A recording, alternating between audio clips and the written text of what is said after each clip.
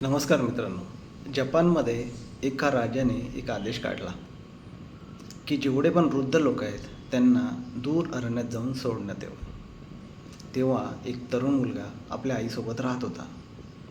त्याला खूप मोठा प्रश्न पडला की माझी आई आणि मी तिचा एकुलता एक मुलगा, जर मी हिला अरण्यात सोडलं, डोंगरात सोडलं, तर आता माझं काय होईल किंवा आईचं काय होईल. पण तरीही आई त्याला सांगते, जसा राजाचा आदेश आहे त्याप्रमाणे आपण करूया, तू मला दूर डोंगरामध्ये सोड. तेव्हा तो आईला पाठीवर घेतो आणि जंगलाच्या रस्त्याने चालू लागतो. पण आई काय करते, जेव्हा ती पाठीवर बसलेली असते तेव्हा झाडाच्या फांद्या, छोट्या छोट्या फांद्या असतात, ते तोडते आणि रस्त्यावर टाकत टाकत चालते. तेव्हा तो आईला विचारतो की आई, तू असं का करते. तेव्हा आई त्याला उत्तर देते की मुला, तुला परत जाताना वाट सापडली पाहिजे, तू रस्ता चुकला नाही पाहिजे आणि तुला सुरक्षित आपल्या घरी पोहोचता यायला पाहिजे, असं ती त्याला सांगते.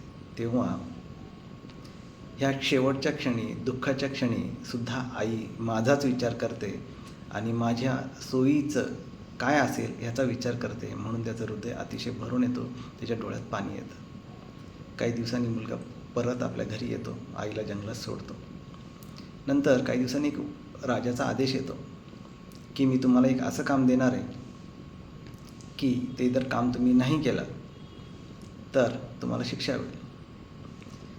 तेव्हा हा आदेश सगळ्या तिथल्या लोकांना कळतो आणि त्यांना हे पण कळतं की हे जे काम आहे ते कठीण काम आहे आणि हे काम फक्त जे जुने लोक आहेत त्यांना त्याचं उत्तर माहीत असेल. तर काम असं होतं की राजाचं एक काम, राजाने असे एक कोडं टाकलं होतं की मी तुम्हाला एक रशी देणार, त्या रशीला एक आकार द्यायचा आणि त्या आकार दिल्यानंतर त्या रशीला आग लावायची.